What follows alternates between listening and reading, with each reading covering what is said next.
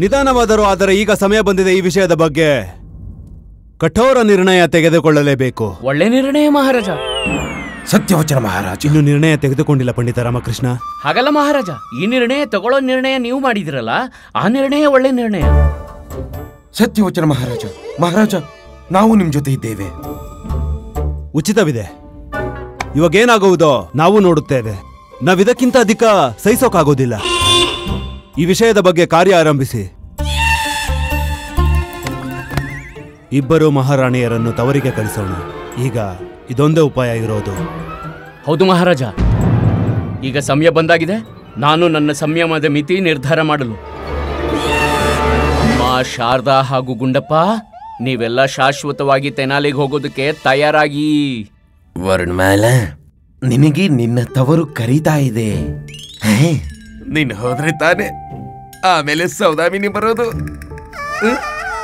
ಮಹಾಮಂತ್ರಿಗಳೇ. ಮಹಾರಾಜ, ಇವತ್ತಿನ ಸಭೆಯಲ್ಲಿ ಮತ್ತೇನಾದರೂ ಬಾಕಿ ಇದೆಯೇ? ಹೌದು ಮಹಾರಾಜ. ಮಹಾರಾಜ, ಸಪ್ತಸಾಗರದಾಚೆಗಿನ ಪೋರ್ಚುಗಲ್ ದೇಶದಿಂದ ಒಬ್ಬ ಮಹೋದಯ ಡೊಮಿಂಗೋ ಪೇಸ್ ತಮ್ಮ ಭೇಟಿಗಾಗಿ ಆಗಮಿಸಿದ್ದಾರೆ ಮಹಾರಾಜ. ಸಪ್ತ ಸಮುದ್ರದ ಆಚೆಯಿಂದ? ಹೌದು ಮಹಾರಾಜ. ನಿಮ್ಮ ಆಜ್ಞೆ ಮಹಾರಾಜ.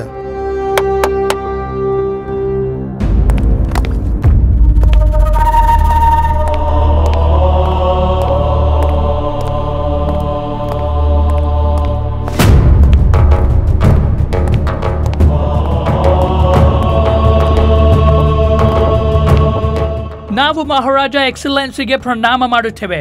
ನಾವು ನಿಮ್ಮನ್ನ ತುಂಬಾ ಅಪಮಾನ ಮಾಡುತ್ತೇವೆ.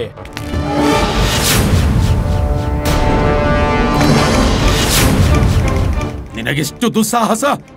ನೀನು ಮಹಾರಾಜರನ್ನು ಅಪಮಾನ ಮಾಡುವಿಯಾ? ಇಡೀ ದೇಶ ಅಪಮಾನ ಮಾಡ್ತಿದೆ, ನಾವ್ಯಾಕೆ ಮಾಡಬಾರ್ದು?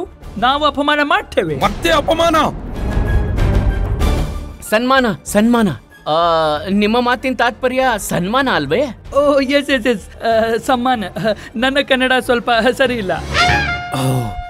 ಸಮ್ಮಾನ ಸನ್ಮಾನ ಸನ್ಮಾನ ಅಂತಿದ್ದಾರೆ. ಕೂತ್ಕೊಳ್ಳಿ ಕೂತ್ಕೊಳ್ಳಿ. ಸನ್ಮಾನ. ಮಹೋದಯರೇ, ವಿಜಯನಗರ ರಾಜ್ಯಕ್ಕೆ ತಾವು ಬಂದಿರುವ ಉದ್ದೇಶ ತಿಳಿಯಬಹುದೇ? ನಮ್ಮ ಹೆಸರು ಡೊಮಿಂಗೋ ಪೇಸ್. ಸಪ್ತ ಸಮುದ್ರದ ಆಚೆ ಪೋರ್ಚುಗಲ್ನಿಂದ ಬಂದಿದ್ದೇವೆ. ಪೋರ್ಚುಗಲ್ನಿಂದ ಬಂದ್ರ? ಯಾಕೆ ಬಂದ್ರಿ? ಪುಸ್ತಕ ಬರೆಯಕ್ಕೆ. ಪುಸ್ತಕ ಬರೆಯೋಕೆ? ನಿಮ್ಮ ಪೋರ್ಚುಗಲ್ನಲ್ಲಿ ಹಾಳೆ ಶಾಯಿ ಸಿಗೋದಿಲ್ವೇ?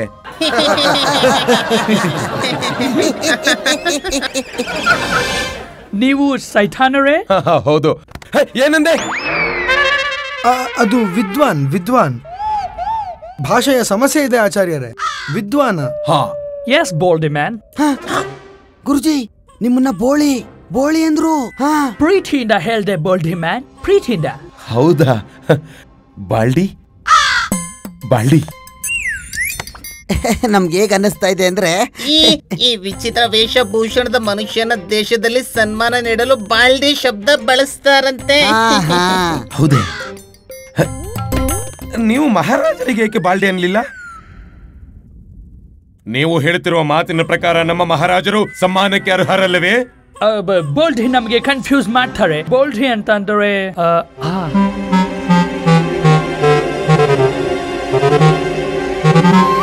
ಗುರುಜಿ, ನಮ್ಗರ್ಥ ಆಯ್ತು. ಈ ವಿಚಿತ್ರ ಮನುಷ್ಯನ ದೇಶದಲ್ಲಿ ನಿಮ್ಮಂತ ಮಹಾನ್ ವಿದ್ವಾನ್, ಬುದ್ಧಿವಂತ, ಜ್ಞಾನಿ ಮನುಷ್ಯರಿಗೆ ಸನ್ಮಾನ ನೀಡಲು ಈ ರೀತಿ ಬಾಲ್ಡಿ ಶಬ್ದದ ಪ್ರಯೋಗ ಆಗತ್ತೆ.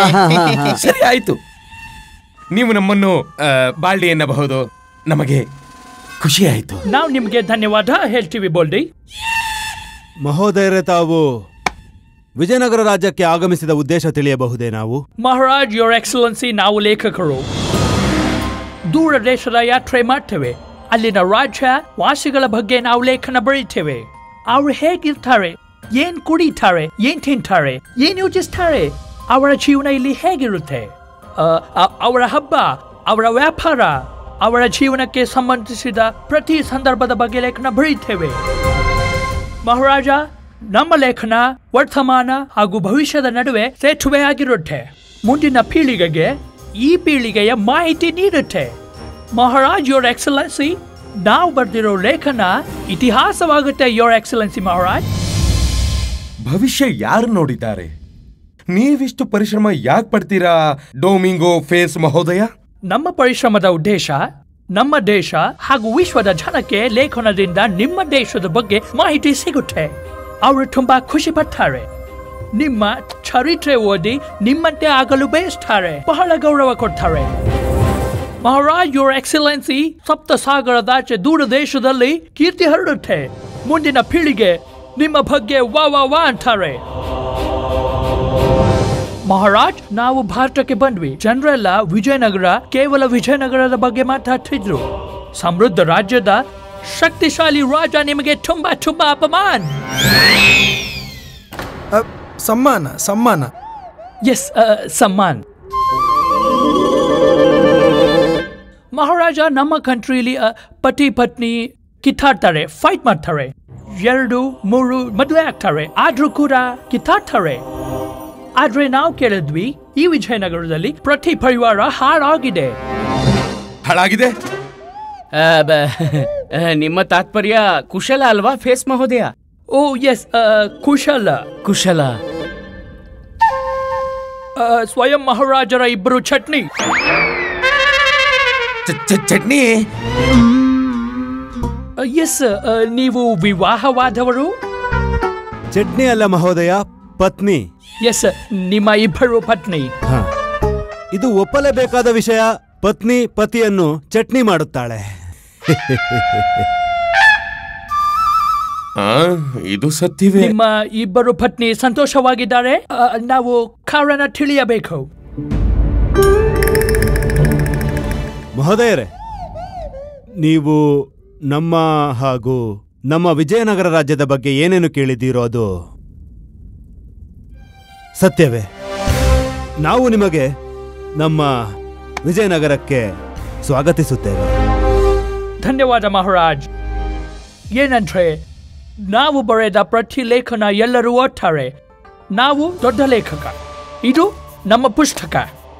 ಇದರಲ್ಲಿ ಒಮ್ಮೆ ಯಾರಾದ್ರೂ ಹೆಸರು ಬಂದ್ರೆ ಅವರು ಶಾಶ್ವತವಾಗಿ ಸಪ್ತಸಾಗರದಾಚೆ ಅಮರರಾಗ್ತಾರೆ. ಅವರ ಹೆಸರು ಇತಿಹಾಸದಲ್ಲಿ ಗೋಲ್ಡ್ ಗೋಲ್ಡ್ ಗೋಲ್ಡ್ ಚೂರ್ಣಾಕ್ಷರದಲ್ಲಿ ಬರೆಯಲ್ಪಡುತ್ತೆ. ಸ್ವರ್ಣಾಕ್ಷರದಲ್ಲಿ? ಎಸ್ ಎಸ್, ಸುವರ್ಣ ಅಕ್ಷರದಲ್ಲಿ. ಇವರು ಸ್ವರ್ಣಾಕ್ಷರ ಅಂತಿದ್ದಾರೆ ಮಹಾರಾಜ. ಮಹೋದಯರೇ, ಇದು ನಮ್ಮ ಹಾಗೂ ನಮ್ಮ ರಾಜ್ಯದ ಸೌಭಾಗ್ಯ. ನೀವಿಷ್ಟು ದೂರದಿಂದ ನಮ್ಮ ಬಗ್ಗೆ ಬರೆಯಲು ಬಂದಿರುವುದಕ್ಕೆ. ಇಬ್ಬರೂ ಮಹಾರಾಣಿಯರು ತವರಿಗೆ ಹೋಗೋದು ರದ್ದಾಯಿತು. ಸ್ವಲ್ಪ ದಿನಗಳ ನಂತರ ಕಳಿಸೋಣ. ವರ್ಣಮಾಲ ಇನ್ನೂ ಸ್ವಲ್ಪ ದಿನ ಇಲ್ಲೇ ಇರಬೇಕು. ಇವನು ದಾಂಪತ್ಯದ ಬಗ್ಗೆ ಲೇಖನ ಬರೀತಿದ್ದಾನೆ. ನಮ್ಮ ಬಗ್ಗೆ ಏನಾದ್ರೂ ಹೆಚ್ಚು ಕಮ್ಮಿ ಬರೆದು ಬಿಟ್ರೆ? ಮಹಾರಾಜ, ಇದೇನ್ ಮಾಡ್ಬಿಟ್ರಿ? ನನ್ನ ಆಸೆಗೆ ತಣ್ಣೀರು ಹೆಚ್ಚಿಬಿಟ್ರಿ. ಈಗ ಅಮ್ಮ ಶಾರದಾ ಮತ್ತೆ ಗುಂಡಪ್ಪನಿಗೆ ತೆನಾಲಿ ಕಳಿಸೋಕಾಗಲ್ಲ. ಧನ್ಯವಾದ ಮಹಾರಾಜ. ಹಾಗಾದ್ರೆ ನೀವು ನಮ್ ಜೊತೆ ಬನ್ನಿ. ಎಲ್ಲಿಗೆ? ನಿಮ್ಮ ರಾಜಮಹಲ್ಗೆ. ನಾವಲ್ಲಿ ಲೇಖನ ಬರೀತೀವಿ. ನಮ್ಮ ಅರಮನೆ? ಇಲ್ಲ, ನೀವು ಮೊದಲು ಪಂಡಿತ ರಾಮಕೃಷ್ಣರ ಮನೆಗೆ ಹೋಗಿ ಅವರ ಬಗ್ಗೆ ಲೇಖನ ಬರೆಯಿರಿ. ಮಹಾರಾಜ, ಮಹಾರಾಜ ಗುರುವರಿಯರಿರುವಾಗ ಮೊದಲು ನಮ್ಮನೆಗೆ ಹೇಗೆ ಬರ್ತಾರೆ ಹೇಳಿ? ನಾವ್ಯಾಕೆ? ನಮ್ಮೇಲೆ ಮೊದಲು ಯಾಕೆ ಪಂಡಿತ ರಾಮಕೃಷ್ಣ? ಹೌದು ಗುರುವರ್ಯ, ತಾವು ನಮ್ಮ ಆದರಣೀಯರು. ನಮ್ಮ ಮನವಿ, ತಾವು ಸರ್ವಪ್ರಥಮವಾಗಿ ಗುರುವರ್ಯರ ಬಗ್ಗೆ ಬರೆಯಿರಿ. ಇವರು ವಿಜಯನಗರದ ರಾಜಗುರುಗಳು, ನಮ್ಮ ಗುರುಗಳು. ಅವರ ನಂತರ ತಾವು ಪಂಡಿತ ರಾಮಕೃಷ್ಣರ ಮನೆಗೆ ಹೋಗಿ ಇವರು ನಮ್ಮ ವಿಶೇಷ ಸಲಹೆಗಾರರು, ಇವರ ವಿಷಯವನ್ನು ಬರೆಯಿರಿ. ನಂತರ ಮಹಾಮಂತ್ರಿ ತಿಮ್ಮರಸು, ಇವರ ವಿಷಯವನ್ನು ಬರೆಯಿರಿ. ಮತ್ತೆ ನಗರದ ಕೊತ್ವಾಲರಿದ್ದಾರೆ. ನಂತರ ನಮ್ಮ ಜನತೆ ಇದ್ದಾರೆ. ನಗರದ ಜನತೆಯ ಬಗ್ಗೆಯೂ ನೀವು ವರ್ಣನೆ ಮಾಡಿ. ಯಾಕೆಂದರೆ ಇವರೆಲ್ಲರ ಬಗ್ಗೆ ಬರೆಯದ ವಿನಃ ನಿಮ್ಮ ಈ ಪುಸ್ತಕ ಅಪೂರ್ಣವಾಗುತ್ತದೆ. ಓಕೆ ಮಹಾರಾಜ್, ಬಟ್ ನಾವು ನಿಮ್ಮ ಮನೆಗೆ ಯಾವಾಗ ಬರೋದು? ಸಂಧ್ಯಾ ಸಮಯದಲ್ಲಿ. ತಾವು ಸಂಧ್ಯಾ ಸಮಯದಲ್ಲಿ ನಮ್ಮ ಅರಮನೆಗೆ ಬನ್ನಿ. ನಾವು ನಿಮ್ಮ ಪರಿಚಯ ನಮ್ಮಿಬ್ಬರ ಮಹಾರಾಣಿಯವರಿಗೆ ಮಾಡುತ್ತೇವೆ. ಧನ್ಯವಾದ ಮಹಾರಾಜ್. ಅದ್ಭುತ. ಈಗ ತಾವು ನಮಗೆ ಅಪ್ಪಣೆ ನೀಡಿ. ಮಹಾರಾಜ ಕೃಷ್ಣದೇವರಾಯರಿಗೆ! ಮಹಾರಾಜ ಕೃಷ್ಣದೇವರಾಯರಿಗೆ! ದೇವರಿಗೆ ಗುರುಜಿ, ಇದು ಚಿನ್ನದಂತ ಅವಕಾಶ. ಇಲ್ಲಿ ಕೂತ್ಕೊಂಡೆ ಸಪ್ತ ಸಮುದ್ರದಾಚೆ ಪ್ರಸಿದ್ಧಿಯಾಗಬಹುದು, ಶಾಶ್ವತವಾಗಿ ಅಮರರಾಗಬಹುದು. ಈ ಅವಕಾಶ ಮಾತ್ರ ಕಳ್ಕೊಳ್ಳೇಬೇಡಿ ಗುರುಜಿ. ಗುರುಜಿ, ನಿಮ್ ಹೆಸರು ಬಂದ್ಮೇಲೆ ನಮ್ಮಿಬ್ರು ಹೆಸರು ಖಂಡಿತ ಬರುತ್ತೆ. ಎಂಥ ಇತಿಹಾಸ, ಯಾವ ಇತಿಹಾಸ? ನಮ್ಮ ಹತ್ರ ಯಾವ ಸಮಯವಿಲ್ಲ. ಗುರುಜಿ, ಕಲಾರ ಕಲಂ ನೆನ್ಪಿದ್ದಾರೆ? ಕಲರ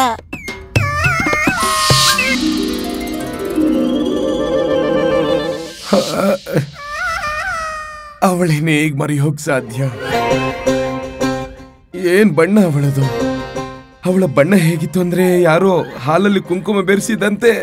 ಗುರುಜಿ, ಈ ಡೊಮಿಂಗೋ ಫೇಸ್ ಅದೇ ದೇಶದ ನಿವಾಸಿ.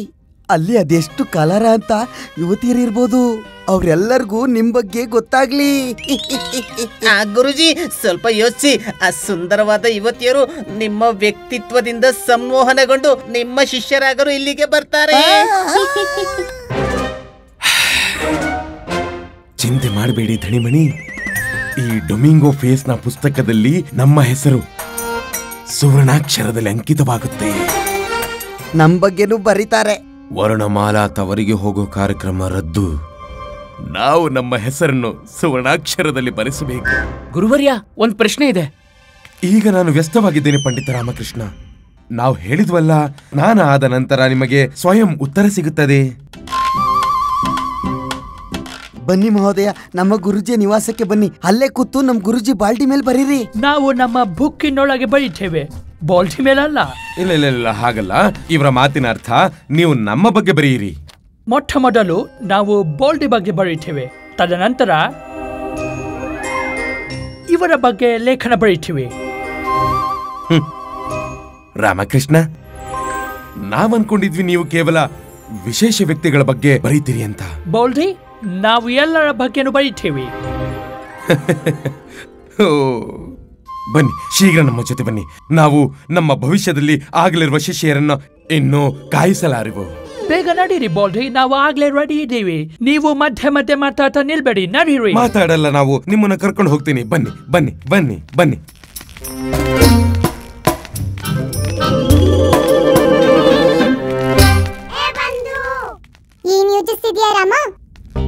ಗೊತ್ತಿಲ್ಲ ಬಂದು, ಆದ್ರೆ ನನ್ನ 6ನೇ ಇಂದ್ರಿಯ ಸಕ್ರಿಯವಾಗಿದೆ. ಇದರಿಂದ ಏನೋ ಅನಿಷ್ಟ ಕಾದಿದೆ.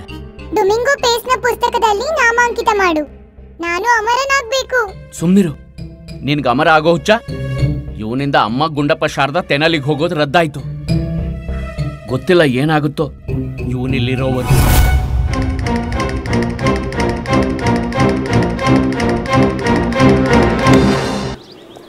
ಮುದುಕ ಚಿಂತಲಿದ್ದಾನೆ, ಏನಂತ ಕೇಳು. ಗುರುಜಿ, ಏನಾಯ್ತು? ನೀವು ತುಂಬಾ ಚಿಂತೆಲಿರೋರ್ ತರ ಕಾಣ್ತಿದೆ. ನಿಮ್ ಮುಖ ಯಾಕೆ ಸೊರ್ಗೋಗಿದೆ ಗುರುಜಿ? ಯೋಚಿಸ್ತಾ ಇದ್ದೀನಿ, ವರ್ಣಮಾಲಾ ಮನೇಲಿ ಏನ್ ಮಾಡ್ತಿದ್ದಾಳೋ. ಇವ್ರು ಬೇರೆ ಮನೆಗೆ ಬರ್ತಿದ್ದಾರೆ. ಮನೆ ಅವಸ್ಥೆ ಹೇಗಿರುತ್ತೋ ಏನೋ. ನಮ್ಮ ಹೃದಯ ತುಂಬಾ ಗೊಂದಲವಾಗಿದೆ. ಗುರುಜಿ, ಭಗವಂತ ದುಷ್ಟರ ಮಾತು ಕೇಳೋದಿಲ್ಲ. ಆದ್ರೆ ನೀವು ಚಿಂತೆ ಮಾಡಬೇಡಿ, ನಿಮ್ ಮಾತು ಕೇಳ್ತಾರೆ. ಮೂರ್ಖರೇ, ನಿಮ್ಮ ನಾಲಿಗೆ ಮೇಲೆ ನಿಯಂತ್ರಣ ಇಟ್ಕೊಳ್ಳಿ.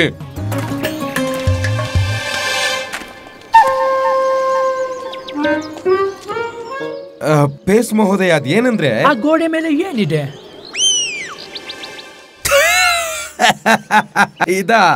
ಇದೇನೆಂದ್ರೆ ಬೆರಣಿ. ಹಸು ಹಸು ಹಸುವಿನ ಹಾಲು, ಅದು ಸಗಣಿ ಸಗಣಿ. Oh my God! ಹಸು ಗೋಡೆ ಮೇಲೆ ಸಗಣಿ ಹೇಗೆ ಹಾಕ್ತು? ಫೇಸ್ ಮಹೋದಯ, ನೀವು ತಪ್ಪು ತಿಳಿದಿದ್ದೀರಿ. ಈ ಹಸು ಗೋಡೆ ಮೇಲೆ ಹೇಗೆ ಸಗಣಿ ಹಾಕತ್ತೆ? ನೀವು ಸುಳ್ಳು ಹೇಳ್ತೀರಾ ಬೋಲ್ಡಿ ಮ್ಯಾನ್, ನಮಗ್ ಕಾಣಿಸ್ತಿಲ್ವಾ? ಹೇ ಭಗವಂತ, ಇವನಂತೂ ಧಣಿಮಣಿಗಿಂತ ಮೂರ್ಖ ಇದ್ದಾನೆ. ಇವನು ಲೇಖನ ಹೇಗೆ ಬರೀತಾನೆ?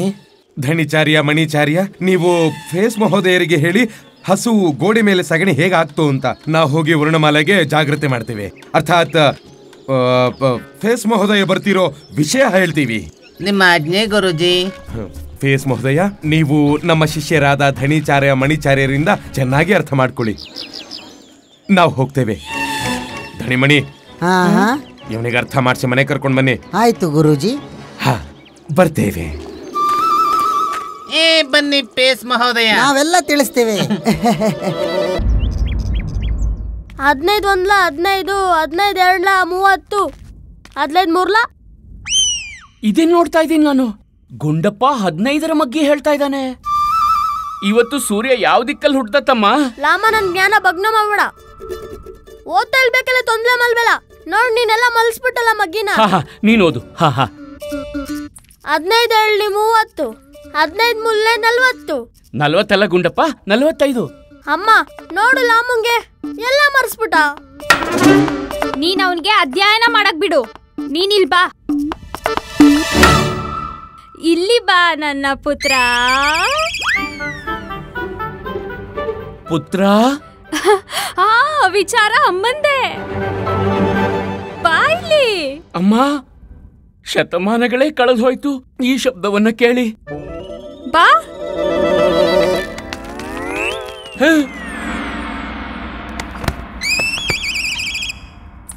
ಅರೆ ಅಯ್ಯೋ. ಪ್ರಾಣನಾಥ, ಸ್ನಾನ ಗೃಹದಲ್ಲಿ ಸ್ನಾನ ಮಾಡೋದಕ್ಕೆ ಬಿಸಿನೀರು ಇಟ್ಟಾಗಿದೆ. ಪ್ರಾಣನಾಥ? ಯಾರ್ ನಾನಾ? ಎಷ್ಟು ಮಧುರವಾಣಿ. ಅಯ್ಯೋ, ಅಲ್ಲಿ ನೋಡಿದ್ರೆ ಗುಂಡಪ್ಪ ಮಗ್ಗಿ ಓದ್ತಿದ್ದಾನೆ. ಅಮ್ಮ ನನ್ನನ್ನ ಪ್ರೀತಿಯಿಂದ ಪುತ್ರ ಅಂತ ಸಂಬೋಧನೆ ಮಾಡಿದ್ಲು, ಮತ್ತೆ ನೀನು ನನ್ನನ್ನ ಪ್ರಾಣನಾಥ ಅಂತಿದ್ಯಾ?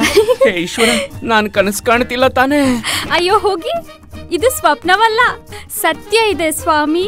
ಸ್ವಾಮಿ, ನೀವು ಹೋಗಿ ಸ್ನಾನ ಮಾಡಿ, ನಾವು ಹೋಗಿ ನಿಮ್ಗಾಗಿ ಭೋಜನ ತಯಾರು ಮಾಡ್ತೀವಿ. ಅವ್ರು ಬಂದಿಲ್ವಾ?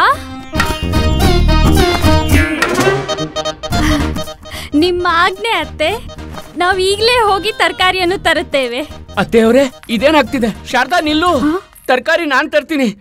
ನೀನ್ ತರಕಾರಿ ತರಕ್ ಹೋದವಳೆ ಅಲ್ಲ. ಆ ತರಕಾರಿ ಅವನು ನಿನಗೆ ಒಣಗಿದ ತರಕಾರಿ ಕೊಡ್ತಾನೆ. ಇಲ್ಲ, ಹೇ ಭಗವಂತ, ನಾನಿರುವಾಗ ನೀವ್ ತರಕಾರಿ ತರೋದಕ್ಕೆ ಹೋಗೋದಾ? ಇದನ್ ಕೇಳಕ್ ಮುಂಚೆ ನನ್ ಪ್ರಾಣ ಹೋಗ್ಬಾರ್ದಿತ್ತ. ಹೇ ಪ್ರಭು, ಅಯ್ಯೋ ಭಗವಂತ, ಹೇ ಪ್ರಭು. ಇದ್ಯಾಕೋ ಜಾಸ್ತಿ ಆಗ್ತಿದೆ.